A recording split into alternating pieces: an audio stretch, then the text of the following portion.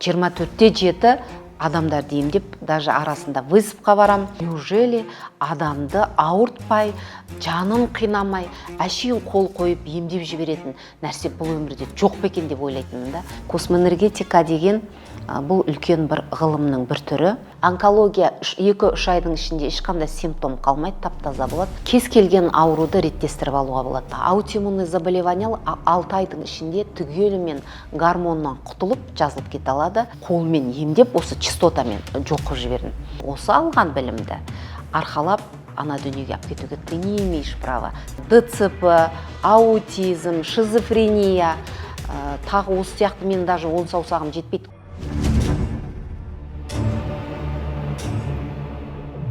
Армысыздар, құрметті оқырмандар. Бұл менің YouTube арнамдағы ең алғашқы видео болады. Менің есімім Утарбаева Раушан Аққұлқызы боламын. Менің мамандығым космоэнергет, қазіргі таңда магистрмын. Көптеген шәкірттер дайындап жатқан жайым бар. Енді осы кезде менен көп адамдар сұрайды, космоэнергет деген не деп. Космоэнергетика деген бұл үлкен бір ғылымның бір түрі. Бұл жерде физикалық тілмен айтқанда частоталармен жұмыс істейді космоэнергетикада. Енді көп адамдар бұл саланы сұраған кезде бірінші сұрайтындары бұл тылсым дүниемен жаңағы жұмыс жасаума, емесе бір миф сияқты көптеген нәрселерді айтып жатады. Негізінде мен бір ауыз сөз айтқым келеді. Космоэнергетикада тек қана физика, математика және анатомия жұмыс жасайды. Соның ішінде және астрология жұмыс жасайды. Физикамен алғашқы базовыйында физикамен анатомия ғана жұмыс жасайды. Енді частоталармен жұмыс істейді дегенімізде, частота деген не деп айтып жатады. Енді бұл жерде мен айтар едім, мысалы қазір біз телефондармен сөйлесіп жатамыз, желімен қолданып. Қалай сөйлесеміз? Арасында ешқандай сым жоқ. Сіздің қолыңызда сотовый телефон, менің қолымда сотовый телефон. Через частота арқылы сөйлесеміз. Тура сол сияқты космостан түсетін бұл частоталар, осы көптеген частоталар болады. Солар арқылы адамдарды емдеп, және адамдардың көптеген проблемасын шешіп отырамыз. Яғни бұл дегеніміз энергияның көзі. Космостан түсетін энергиямен жұмыс жасайтын мамандықтарды космоэнергеттер деп негізінде атайды. Мен бұл салаға қалай келдім? Негізі кішкентай кезімнен көп ауырған адаммын.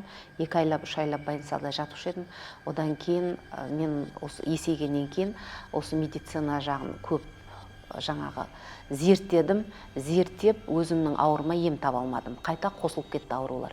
Содан кейін мен целительствоға қарай өттім. Шөптермен, әртүрлі баттармен емдеуге. Ол жақтан да жақсы болдым, жақсы болмадым деп айтпаймын. Бірақ бәрібір сол аурудан көз ашпағаннан кейін маған қазақшылыққа емделу керек деді. Мен қазақшылыққа барған кезімде маған әруақ ұстау керек деді. Ол саладан да біраз өттім. Ол жерден де ешқандай жеңілдік бір нәрселерді көрмедім. Одан кейін маған жаңағы қазіргі актуальный тема ғой, бұл дуа жасалынып жатыр деп сондай деп айтты. Содан кейін онымен алыстым. Одан да мен ешқандай бір эффектіні көрмедім. Содан барып осылай ізденіп жүрген кезімде космоэнергетика саласына тап болдым да, осы салаға оқуға бардым. Бірақ әрине бұл салаға барардың алдында тура сіздер сияқты мен де бұны бір сектама, не нәрсе деп 3 ай ютубтан орысша Петровтың сабақтарын зерттедім. Жақсылап зерттеп көріп, қарасам өте керемет дүние екен. Сондықтан 3 айдан кейін мен осы космоэнергетикаға оқуға бардым. Барған кезімде мен түсіндім, менің ойым дұрыс емес екенін. Мышление дейді ғой орысша. Ойымның дұрыс емес екенін түсіндім да, бірақ сол сала осы космоэнергетикаға барғанда қандай запроспен бардым, түгел сол запростың ответін сол жерден алып шықтым. Әрине бұл космоэнергетика барардың алдында 3 жылдай психологияны ақтардым. Сен психологияң дұрыс емес деді. Одан кейін психологияны ақтардым. Ол жерден де вроде понимаю, түсінемін, но шындықты айтқанда не понимаю болды қойынды. Түсінбеушілік болды. Тек қана осы космоэнергетикаға келіп, энергияның бәрін қалыпқа келтірген кезде ғана барып менің санам ашылып, психологияны да, дінді де, жаңағы ескішені де, целительствоны да, медицинаны да барлығының неге көмектеспей жүрген деген ответтің жаңағы жауабын осы космоэнергетикадан алдым. Вообще космоэнергетика саласын 80 жылдан бастап орыстың ғылымы Александр Владимирович Петров деген кісі зерттеп 80 жылдан бастап 96 жылға дейін түгел тексеріп, зерттеп, адамға қандай пайдасы бар, зияны жоқ па, бар ма, осыны досконально зерттеп алып, 96 жылдан бастап адамдарға үйреткен. Бұл космоэнергетика саласы негіз орыс аудиториясында өте мықты дамыған. ютубтан ашып қарасаңыздар болады, қазақша емес, тек қана орысша шығып отырады. Бұл саланы Россияда кез келген адамдар меңгеріп алған. Ол адамдар, жоғарғы лауазымда жүрген адамдар, жаңағы халықтың алдында жүрген адамдар, бір үйде 4-5 адам болса, барлығы космоэнергетиканы мықты меңгеріп алған. Өйткені бұл мамандық кез келген уақытта, кез келген адамға көмегін беретін құрал ретінде космоэнергетиканы адамдар қолданған ол жақта. Енді мен сол жақтан үйреніп, осы саламен 10 жылдай жұмыс жасадым. Сөйтіп барып адамдарға, оқушыларға шәкірттер дайындадым. Шәкірттер дайындап, қазіргі таңда алдағы уақытта үлкен школа ашамыз деген үміт бар. Негізі космоэнергетикада қандай ауруларды емдей алады деген сұрақтар маған көп келіп жатады. Мен айтар едім, қандай ауруларды емдей алады емес, қандай ауруды емдей алмайды деген сұрақ қойыңыздар деп мен айтып жатамын да. Мысалға, жоқ аяққа аяқ шығарып бере алмайды.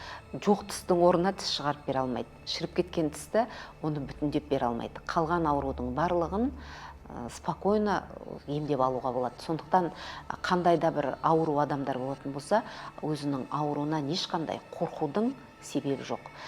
Өйткені бұл салада, мысалы, мен айтар едім, кереметтілігі соншалықты кез келген ауруды реттестіріп алуға болады. Аутоиммунный заболевание 6 айдың ішінде түгелімен гормоннан құтылып, жазылып кете алады.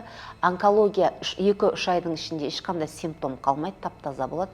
Бірақ 2 жылдай міндетті түрде космоэнергеттің жаңа сеансында жүру керек. Өйткені онкология деп өзі айтып тұр. Не үшін ол онкология? Ол жерде уже организм жаңағы энергиясы организмде мүлдем дұрыс емес деген сөз да. И мышление қосылып, вообще дұрыс емес деген сөз.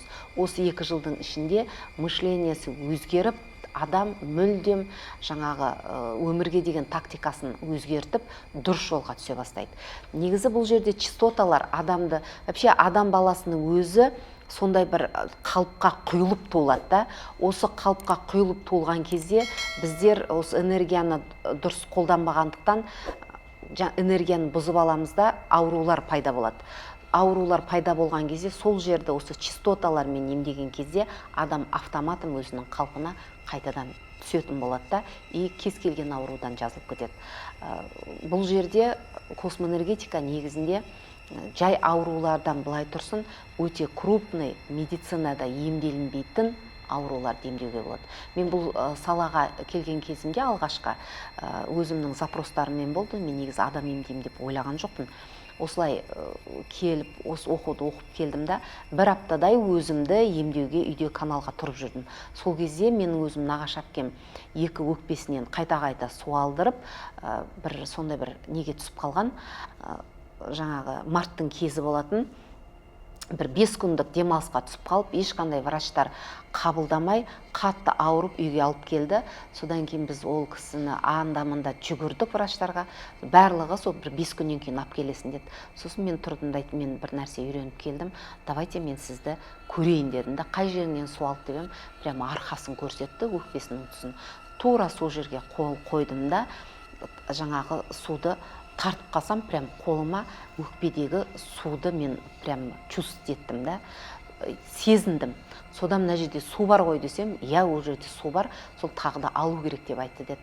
Сол мен ойдағырда не керек, 2 өкпесін 2,5 сағаттан 5 сағатта тап-таза қылып, жаңағы сол жерде сразу снимать етіп алдым. Содан болды ма десем, айтады, екі жамбасымда абсцесс бар дейді. Операция істеп тазалау керек деп айтты дейді. Ана уколды салып іріңдеп кеткен ғой екі жері. Содан екі жамбасын ашып, қарасам, жаңағы прямо абсцесс іріңдеп тұр. Прям қолды қойдым да, ол жерден де 1,5 сағаттан 3 сағатта екі абсцессті прям қолмен емдеп, осы частотамен жоқ қылып жібердім. Содан 8 сағатта жаңағы нағашы әпкемді тап-таза қылып алып шықтым. Содан ол кісі 3 күн ұйықтады. Қайта тексереміз, жаңа өліп қалдым ма деген сияқты. Нет, ол кісі ұйықтап жатыр. Содан жұмысқа келемде мен айтам ғой, мен бір қызық нәрсе оқып келдім, оказывается, керемет жұмыс жасайды екен деймін. И сол жерде бір кісі қолы ауырып, бір 6 айдай жүрген, жаңағы Ташкентке барып емделді. Сол кісі айтады, менің қолымды емдеппеші, шаршадым мына қолмен деп. Содан ол кісінің қолын емдедім. Осылайша адам емдеп кеткен жайым бар. Негізі маған алғашқы кезде бұл сала өте қызық болды. Өзім негізі қатты ауырып жүрген кезде, одан баламның қолы сынып, ол қатты ауырып, прямо ана сүйектерді дрельмен тесіп, ана сым өткіздіріп, сондай нәрселер болғанда жаным қатты ауырған кезде менде сұрақ болатын. Неужели адамды ауыртпай, жанын қинамай, әшейін қол қойып емдеп жіберетін нәрсе бұл өмірде жоқ па екен деп ойлайтынмын да. И осы нәрсені мен осы космоэнергетикадан тапқан кезде мен таң қалдым да, и ары қарай маған қызық болды. Негізі бұны бір қызығушылықпен мен адам емдеп кеттім. Сол жұмыс істеймін, еще адам емдеймін, өстіп жүріп, сол кезде мендегі установка қалай болды. Жай ауырған адамдар, әйтеуір больницаға барады, дәрі, укол салдырады, сөйтіп емделеді. Мынандай медицинада емделінбейтін ауырып жүрген адамдар, өмір бақи ыңқылдап, гормон ішіп жүрген адам бейшараларды кім емдейді?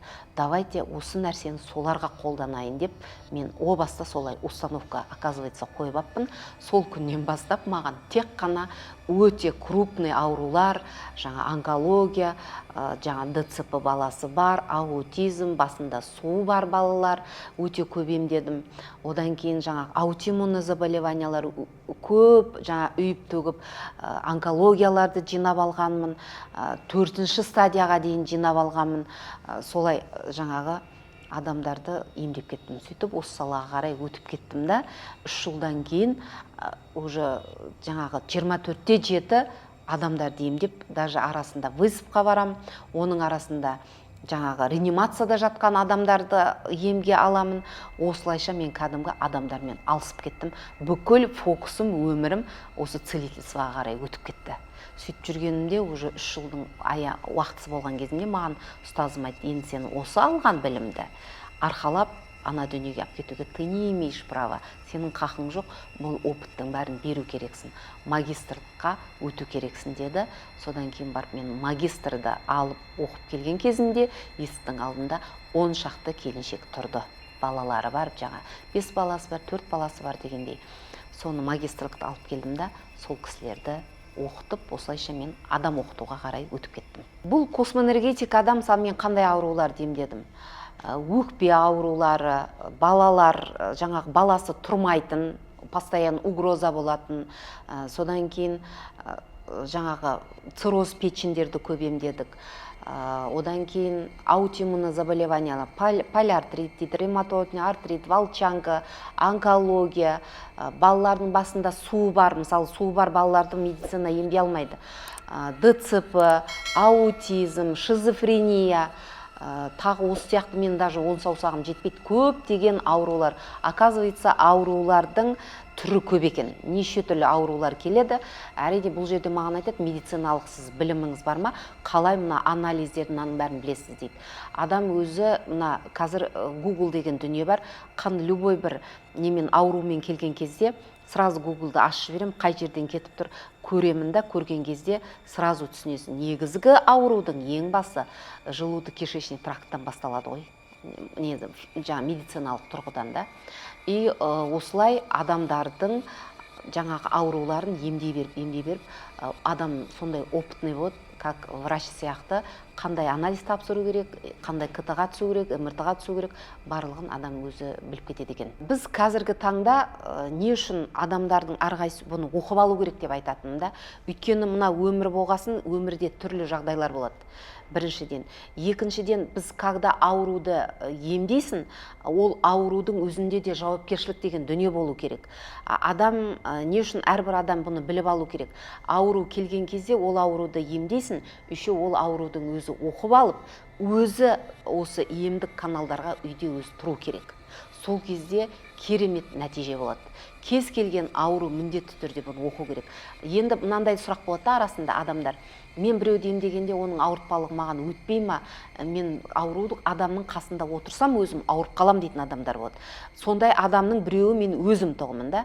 Бұл жерде бір адамды когда сен емдейсің, сен өзің де емделесің, және ол адам да емделінеді. Бұл жердің космоэнергетиканың плюсы осы. Бұл біріншіден. Екіншіден, адам өзі бұл обучениені алған кезде өзі үйде тұрып, өзін-өзі емдей алады. Өз-өзін емдей алады. Екінші.